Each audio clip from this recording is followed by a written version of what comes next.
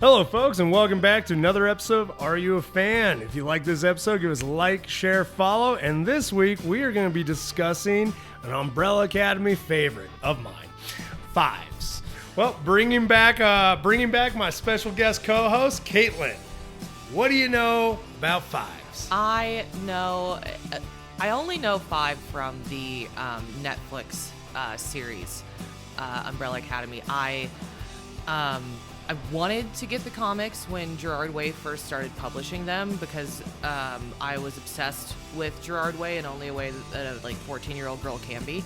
So I never did actually get the comics, which is why I was so stoked when the series came out on Netflix. So I'm familiar with Five. We've watched the series together. Yep. I love Five so much. He's probably my favorite character, hence why we picked him for this week.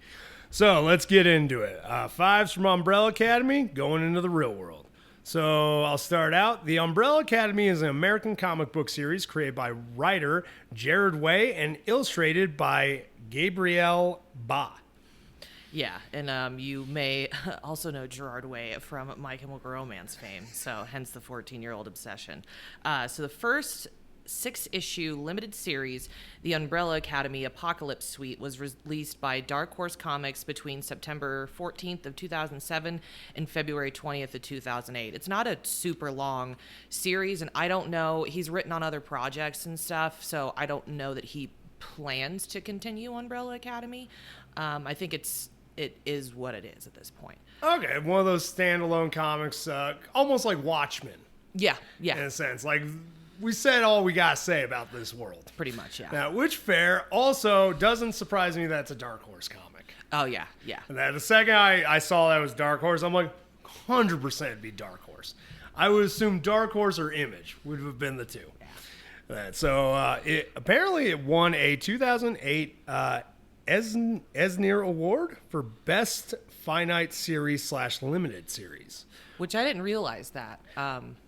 Which is kind of cool. Like, I mean, it's not unexpected. It's one of those, as much as I love comics, I know nothing of the awards that go into it. Yeah, and I know Gerard Way had been writing comics since, his teens, I think. So it was his, first passion before he started the band. So he's definitely, super talented and has been at it for a while. I mean, I've seen his work, and the fact that he had a hand in directing the actual show, very comic booky as far as the design route they went with, the cinematography. 100%. So, guy knows what he's doing. Oh, yeah. A second series, the Umbrella Academy Dallas, followed in 2008. After a hiatus, the series returned in 2018 with the Umbrella Academy Hotel Oblivion, released between October 3rd, 2018 and June 12th, 2019. And then I think, if anybody's caught up on the Netflix series, that was Hotel Oblivion was the last season, which I absolutely love Hotel Oblivion. It's such a cool name, too. It's an awesome name. And man, it's one of those, the series was already kind of had a dark overtone to begin with, but man, did they were just like, you know what? Let's ruin some people's days watching this episode. Oh, yeah. That season was rough. Yeah. But I did like that we got to see, and we'll discuss it, but I like that we got to see more of Fives being an old man. Yes. Oh, absolutely. So let's get into in-universe, because that's kind of what we got for real world, unless we really just want to get into the My Chemical Romance band and how he got there. We probably shouldn't, because we don't have that here kind all of time. Day. Yeah. My co-host, big fan if you haven't guessed already. So, in-universe. So, number 5, no other birth name known or used, was one of the 43 children born at once on October 1st, 1989, and one of the 7 adopted by Sir Reginald Hargreaves. And that's the big thing in the comics is there's a lot of lore to get down into as to why they were just named after numbers, but the gist of it is all the 7 kids were superheroes that Hargreaves put together. They were all named after numbers. Five never got a name. You don't name something that you don't name it, otherwise you get attached to it and you can't send it to its death. Any of those who haven't seen or read the comics, Hargreaves is a monster. He's not getting a Father's Day card, that's for sure. Yeah, he's like, I'm gonna give you numbers, and it's like, why don't you name them? It's like, no. So number 5 had a name, but it was unspoken for so long that all of his siblings and 5 himself forgot what it was. So it's a bit of a traumatizing childhood the kids had. Yeah, I'd say 5's arguably had the least traumatizing childhood because he didn't have to be there for it, Yeah. as we're about to find out. Yeah, we'll get into why that is. But So at the age of 10 or 13 in the television adaptation, 5 disappears by using his powers to time travel to escape into the future. Sir Reginald always warned him that he could never go back. It took him 45 years to figure out how to go back in time. Yeah.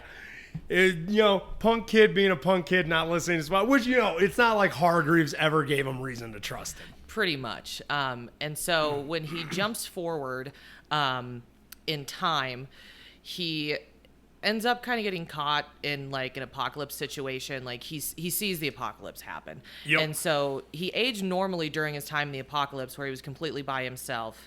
But upon returning to the past, he regained the appearance that he had the day he traveled forward. So he's basically a old man who's been isolated from everyone, save for his girlfriend, who's a mannequin in the TV series. Which in the comic series, he has that same mannequin. Yeah. I just don't think he goes back for it when he goes back in time. Well, and see, I can't remember with the TV series if he... Oh, he does. He goes back to the exact store and finds the mannequin in the series, in the TV. Oh, because I remember him going to the store to get the mannequins. Yep. In the comic series, I'm pretty sure he doesn't. And that the comic series is a lot more wild and out there, a lot more parts moving than the show. Gerard Way is a beautiful, unhinged individual, and from his thought palace comes miraculous things. But he was completely isolated for 45 years. Guy kind of goes a little kooky. Yeah. So when he finally travels back, he is captured and modified by the surgeon of the Temps Eternals. Eternalis? Aeternalis, I think. Aeternalis. They mixed it, which they ended up mixing his DNA with strands of serial killer DNA, making him the perfect killer with a 100% success rate, and taught him how to perform micro jumps in time, thus making him incredibly fast. Which they don't really go into that. Like in the show, you only know he's a good killer just because he's had the training and he's just been doing it forever. Finding out, like, no, we modified him. It really makes sense, like, when he goes into a room with nothing but a hatchet and kills the most trained people. Yeah, and it's so fun, too, just watching a 12-year-old, a teenager or, like, young adult playing a kid who's actually an old man just wreck house on everybody. Just so, like... without even like a thought. He looks like he barely puts any effort into what he does when he's like going off on a killing spree. I love it because like half the time I see it, it looks more like an inconvenience to him. Mm-hmm. Like more of he's like, oh, I gotta kill these people. God, I just gotta pick up milk. Like very much like this is just my day now. Yeah, definitely grouchy old man. I will say I did like in the comics something they didn't really like in the show. I get why like you make alterations to a live action, but in the comics like he becomes that old man like we said when he ages normally, and because in the show they show that it's the time police people that get him and bring him into their fold, and they're like, we'll get you back there if you work for us. In here he figures out all the math problems himself. Yeah, which I feel like I guess I like I said, I see why they went the route in the live action, but I really liked how it showed his genius in the comics. Yeah, because he's definitely out of the siblings. I think he's the smartest one. Oh, he's the smartest. Hands he's down. The best. He's the best. Why do we not listen to Fives? Yeah, they never listened to Five. So. Eventually, when he rebelled against the Temps and finally returned to the past, albeit to just a few days before the apocalypse, Five regressed back from an old man to an unaging 10-year-old in transit. So yeah, when he gets back and he's like trying to stop the apocalypse, he poofs back as a kid. Which is funny because like it does get brought up here, but he's kind of stuck that way. Yeah, he he won't ever age. Yeah. Yeah. His body is stuck in time and cannot age, as medical examinations prove that there are no signs of cell growth or death. And he does kind of bring up how annoying that is. I think it is in Hotel Oblivion when he's like, I'm a teenager forever. Yeah. And I'm just so emotional. And I hate it here. Got all these hormones. And I'm retiring. Which I don't know, like, it's one of those, like, I love the concept of immortality. Anybody following me knows that that's one of my favorite powers and abilities. But if somebody told me, like, I could be immortal, but I had to be stuck as, like, a 12 or 13-year-old boy. Oh, absolutely never. No, 100% no. And that, like, although, like, the hormones would never regulate, also, nobody would take me seriously hitting on them. They're like, I'm not a pedophile, sir. I'm like, I'm 45. It's like, oh, that's so cute. It's cute. He thinks he's people. He thinks he's people. So he assassinates the newly, oh boy, that was a word that I said. He assisted the newly reassembled Umbrella Academy in stopping the White Violin and the Orchestra Oh, that's German. Verdammten? Verdammten, I believe. Orchestra Verdammten. So he stops a white violin from ending the world before he is once again drafted by the Temps to assassinate President Kennedy in 1963 with the help of his sister. So the white violin, for those who don't know, is actually one of the siblings and arguably probably the most powerful sibling. In the comics, exclusively known as Vanya Hargreaves.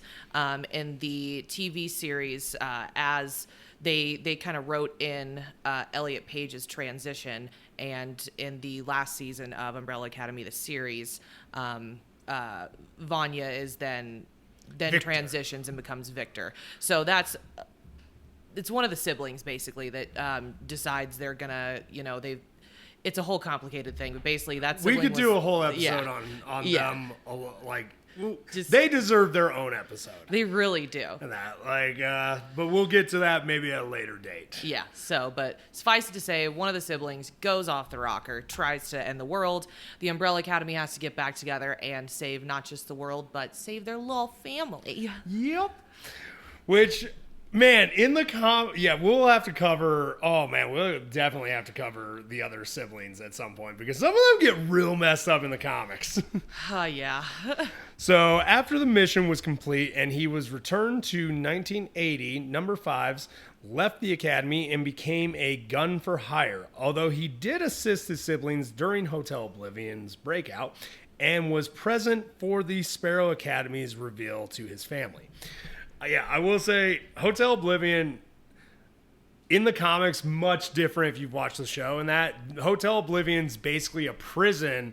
For what I can tell from my research and what I've seen, all the other children born upon that day who have powers. That's like all of them, I guess, became villains. But like that's where they lock them up, and the breakout's them all breaking out. Yeah, they definitely went a different route from the in the show, which honestly still not bad. Oh yeah. And I get it, live action. The comics are very wonky. Yeah. And I mean, the thing is, too, that I definitely was fine with whatever direction the show took because they brought in Gerard Way and Gabriel Ba and had them actually like participating on the like screenwriting portion and I think even producing and stuff too. So basically the way they adapted it, it's not like they took a comic that someone had written and like the person who created it had been dead or just had no say or sold the rights. It was very much, it wasn't just people who basically had nothing to do with the source material trying to smash things into a TV show. Yeah. So it's all still very influenced by the creators of the comic. Which I always love it when they do that because, like, directors can go themselves. Yeah. I have a big issue with directors in Hollywood and that. I've heard there was one that said one time, he's like, I don't care if that's your comic book or like thing and that. I'm the director. I'm going to do what I want. I'm going to make what I want. I'm like, well, no wonder your comic movies flop. Yeah. Yeah. And I mean, even like Gerard Way was even quoted as saying with some of the changes, he was like, look, when I was writing Umbrella Academy, it was like at My Chemical Romance's peak. I was a lead singer of like an internationally acclaimed band. It was my first, like, really my comic. And I thought all the decisions I made for it were perfect, and nobody could tell me otherwise. And he honestly liked being able to rehash some things from the comics in the TV series. Which, you know, if you watch the TV series and you look at the comics and the characters they're based on, 100% makes sense for the rehash. yeah. Won't say anything about that, but like, just go check it out, folks. And so that's kind of all we got for Fives in universe. Let's talk about his powers real quick, which are just pretty simple, but pretty amazing. Yeah. So number 5 is capable of jumping forward in time. He can simulate super speed by making micro jumps. His DNA is also fused with that of several of history's most dangerous killers. And he does not age. I would also like to add, I think 5 makes a mean cup of coffee, which is something I feel like comes up in the show. Yeah. And I think he makes a good drink too. He makes a good drink. Right. He do make a good drink. I will say too, like, it doesn't really bring it up in the sets of powers I found on different sites, but a weapons expert. Oh, absolutely. I think that goes without saying with the fact that he has the most dangerous killer's DNA. Yeah. He can, like I said earlier, he kills just so effortlessly, and like you said, he almost acts like it's just an inconvenience or an annoyance to him. Yeah. And he just, like, why don't they just drop dead on their own? Why do I have to physically do it? And it kind of gets shown off in the show too, the way he can do those micro jumps through like space time. It makes him like such a formidable opponent, because not only does he have, you know, it doesn't go into it in the show about like the killer's DNA and stuff, or at least thus far. There's a final season that, you know, will be coming out eventually, but and who knows, they may bring it up, but in the show, it really showcases like that ability to like do those micro jumps. I mean, he's already deadly as it is. Oh yeah. And then with the ability to pretty much move wherever. Yeah. You're kind of, it almost looks like they're fighting more than one person when you see him in some of the choreographed fights, because he's just that fast. Which, it's one of those, like, the power's very, I feel as though it's very broadly explained and finicky, even in the comics, to the point where it's like, it is a time and space manipulation. Like, they play it off in the first season of the show as though it's just a time manipulation, but it's more than that. Yeah. He's literally jumping through space and time. Yeah. Because I think in the show we've seen him like even get behind closed doors and stuff. Yep, and I think he's brought up like the only reason he doesn't often do that is if he doesn't know where he's jumping to, that could like go badly. Yeah. So he's like, I'll just. And I think that it takes a lot out of him too. And I mean, we've seen in the show where he can, you know, jump with people. Yeah. That's how the siblings get to, what is it, 60 whatever, 63. Oh yeah, 1960. I think it said it a little bit further up, because it was the Kennedy assassination arc. They're there for like several years leading up to the Kennedy assassination. That's true, yeah. But and honestly, as far as other media, Joker didn't even have to do anything for that, because he's only in one other show, The Umbrella Academy. Yeah. On Netflix. Go check it out. It's yes. Good. Gerard Way at me. So I guess I'll ask the question, which I think we've already made it clear. Are you a fan of Fives? I am a huge fan of 5. He's not my favorite. Maybe someday we'll get into it about Klaus. Yeah. I definitely call dibs on that if you decide to do the full Umbrella Academy spread. I think I might. That sounds like a good idea. But yeah, clearly I'm a big fan of him, because I just love the concept, because I relate to him in the sense that I feel like an old man in a young person's body. I'm like, I don't want to do anything. Yes. I want to be retired already. Mm-hmm. For anyone that's still listening, if you got something out of this, enjoyed the episode, or even liked the character before from a movie, comic, cartoon, hell, even that t-shirt that you saw one time, you're a fan too. If you want to jump on this train, why not subscribe and share with a friend? d-rael out. Y'all keep riding them rails.